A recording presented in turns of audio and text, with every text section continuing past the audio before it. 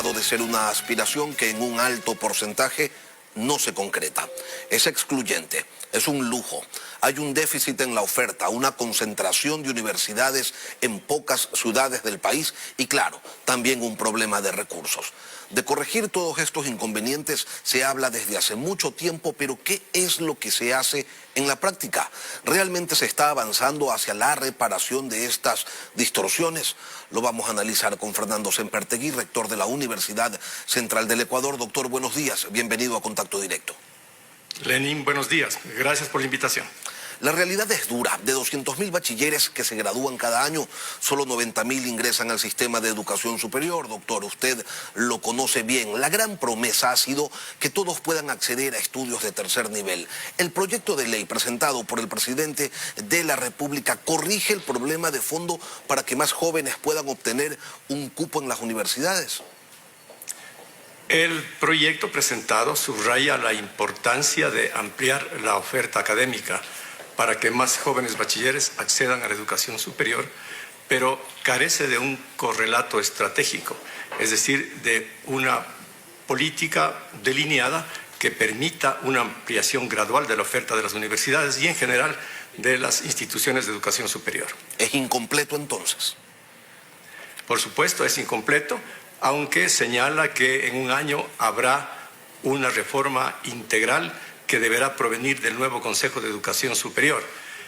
Esperamos que en este nuevo proyecto se incluya la opinión y la voz de las universidades. No hemos sido partícipes del proyecto que ahora está en la Asamblea Nacional. Pese a que mantienen diálogos constantes a través de las autoridades de CENESID. El diálogo está abierto. El señor secretario de la CENACID es una persona que hace una interlocución adecuada con las universidades y tenemos una firme expectativa de que seremos escuchados de manera importante en los próximos días y meses cuando se discuta a fondo la reforma integral de la LOES. Hace una semana los rectores de las universidades del país estaban inquietos y lo expresaron públicamente ante el rumor de un nuevo recorte presupuestario. Ayer, CENESID indicó que el gobierno presentó un presupuesto global para la educación superior de poco más de 1.100 millones de dólares, un incremento de 28.700.000 dólares en comparación al año anterior. Pero claro, el recorte del gobierno de Lenín Moreno para las universidades fue de 98 millones. De estos diálogos permanentes que sostienen ustedes con el gobierno, doctor, ¿qué conclusiones se pueden sacar? ¿Hay una verdadera intención del régimen de fortalecer a la universidad ecuatoriana? Bueno, los 28 millones de dólares que se añaden ahora al presupuesto en esta proforma recientemente presentada a la Asamblea representan 30% de la reducción tan significativa que tuvimos el año pasado, que bordeaba los 100 millones de dólares. Por lo tanto, la redistribución de estos 20 millones en el conjunto de las universidades públicas no permite un convalecimiento significativo de la situación que estamos atravesando. Más aún, en el conjunto de las universidades públicas se han incluido dos nuevas, que casi las dos solas se llevan los 29 millones. Por lo tanto, se necesita abordar este momento la problemática del financiamiento de las universidades hasta diciembre con algunas medidas nuevas que deben ser consideradas en la Asamblea Nacional a la hora de discutir y examinar la proforma presupuestaria presentada. El hecho de que no hubiera durante gran parte del año clases presenciales, doctor, que se haya tenido que requerir quizás de menos personal, ¿no permitió ahorrar alguna cantidad importante de recursos? En la situación de pandemia que hemos vivido, hemos mantenido y aún incrementado la oferta académica, pese a la limitada situación presupuestaria que atravesamos. Las universidades públicas en los últimos años, incluido el de pandemia, han elevado casi un 30% la oferta académica, lo cual es muy significativo. Este es un testimonio del compromiso de la universidad pública con su obligación social de mayor y mayor apertura a jóvenes bachilleres, por supuesto en un equilibrio crítico con la formación de profesionales de alta calidad. La pandemia permitió entonces descubrir que para generar más cupos en las universidades no es necesario contar con una gran infraestructura. La educación telemática sí puede funcionar. Por supuesto, puede ser un complemento importante para ampliar la oferta académica pertinente. Nosotros ponemos el acento en la pertinencia de las carreras y de los programas que deben ofertarse en la sociedad ecuatoriana para contribuir al desarrollo social. Y ese es un punto débil de la propuesta de reforma que está hoy en la Asamblea Nacional, puesto que se le quita al Consejo de Educación Superior la atribución de calificar la pertinencia de los programas y de las carreras, con lo cual podría generarse un mercado de cualquier oferta y eso pues es un inconveniente muy serio para garantizar profesionales de alta calidad y que contribuyan al desarrollo socioeconómico, al desenvolvimiento de la economía en las regiones y subregiones de este país. A ese tema quería llegar, doctor. El gobierno señala que las reformas buscan promover tres cosas: libertad y autonomía para decidir, ampliación de oferta académica y mejoramiento de los procesos de admisión. La hiperregulación, se sabe, no es cosa buena, pero esto de que quede a libre criterio de las universidades la creación de nuevas carreras no dio resultados antes, y dejar al Consejo de Educación Superior en el rol de simple registrador, sin que medie lo que usted señalaba, ese criterio de pertinencia social para abrir carreras, tampoco parece ser una buena idea. Ese es un talón de Aquiles de la propuesta de reforma. Debe revisarse, no puede haber una desregulación, porque entonces eso no garantiza a la sociedad ecuatoriana una oferta de carreras apropiada para que los jóvenes realmente puedan tener después una inserción laboral y ser actores activos de la economía y del desarrollo socioeconómico. Pero esto también pasa, doctor, por la responsabilidad de los rectores, que no deberían permitir que se abran carreras mediocres que terminen hipotecando el futuro de los estudiantes y el prestigio de la universidad. Eso de tener un policía para cada actividad social es bastante arcaico. Bueno, las universidades han diversificado mucho su oferta de carreras del Lenin en los últimos años, con un acento en la pertinencia. Lo que ocurre es que todavía existe una cultura en la demanda de los jóvenes bachilleres por ciertas carreras, digamos así, tradicionales, de manera que concentran su expectativa en carreras como medicina. Mire, medicina es una carrera que requiere alta inversión, espacios de práctica, escenarios hospitalarios, y no puede tener una oferta muy grande. Pero hay otras carreras importantes en las universidades públicas. La Central tiene más de 72 carreras y más de 50 son de las áreas técnicas, tecnológicas e ingenierías, para las que hay poca demanda de los jóvenes bachilleres. Entonces hay que también transformar la expectativa de los jóvenes por la oferta diversificada de carreras, y eso implica una articulación importante con el bachillerato. El bachillerato tiene que ser fortalecido en las disciplinas básicas a fin de que los jóvenes puedan vislumbrar un escenario de oferta de carreras más amplio y no concentrarse en las llamadas carreras tradicionales. Dejemos algo en claro, doctor. El hecho de que usted considere que el CES no debe perder esta capacidad de regulación a la hora de determinar o de vigilar, de supervisar qué carreras se abren y qué no, no significa tampoco que desde el Estado se deba señalar qué clase se tiene que dar, cómo debe ser la interacción con el alumno, qué se debe y qué no se debe enseñar, esa hiperregulación que en su momento implementó el correísmo, ¿o usted considera que eso sí funcionaba? Por supuesto, esos son excesos que no deben continuar. Eso de penetrar ya el mundo de la actividad académica, el desenvolvimiento de la cátedra, la organización de los procesos de evaluación, el desarrollo de los programas y de la inserción en la estructura cognitiva del aprendizaje, es algo que pertenece a las universidades.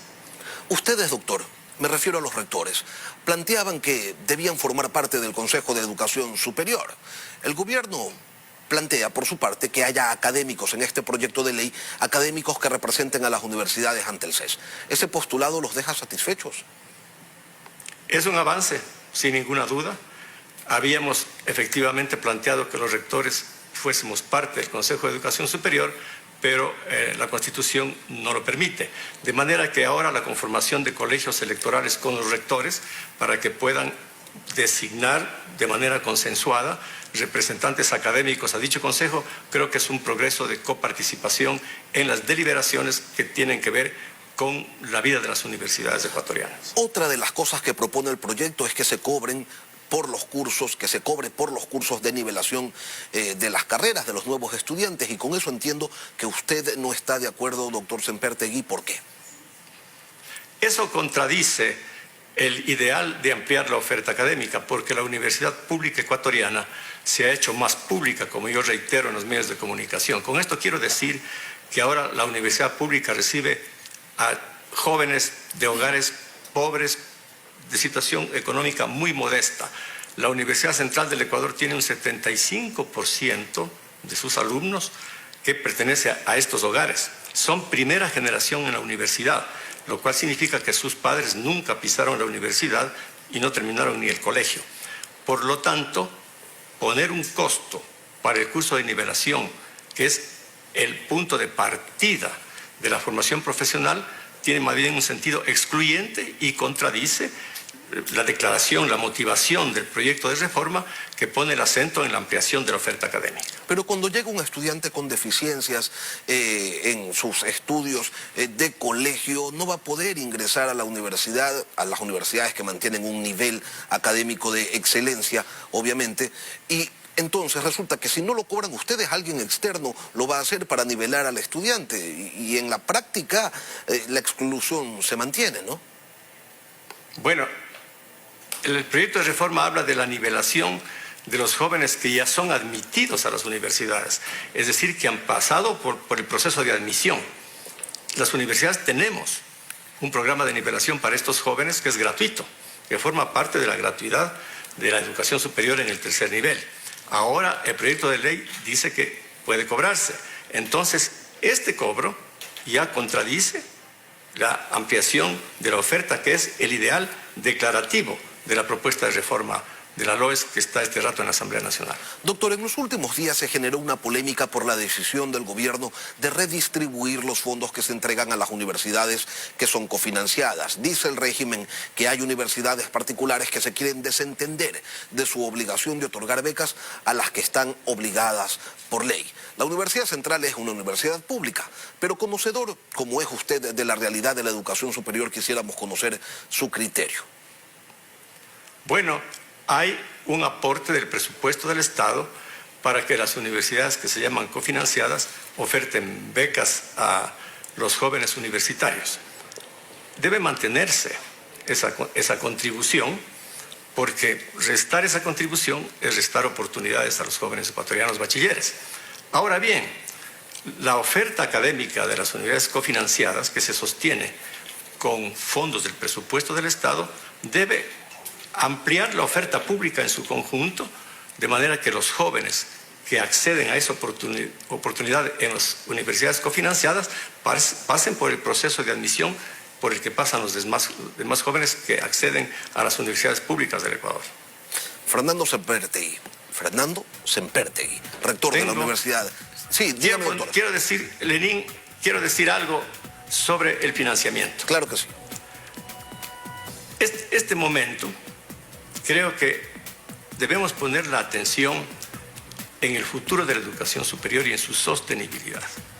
No podemos vivir cada año las vicisitudes de las asignaciones presupuestarias y al mismo tiempo tener una demanda tan grande de jóvenes bachilleres.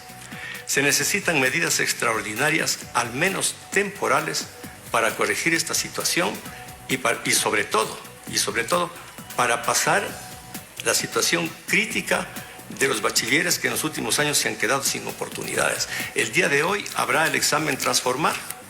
Más de 200.000 jóvenes se presentan hoy día a esta prueba. Seguramente muchos jóvenes van a obtener un examen sobresaliente, pero aún así se van a quedar fuera de la educación superior. Y eso por un problema de cupos. Hay que resolverlo.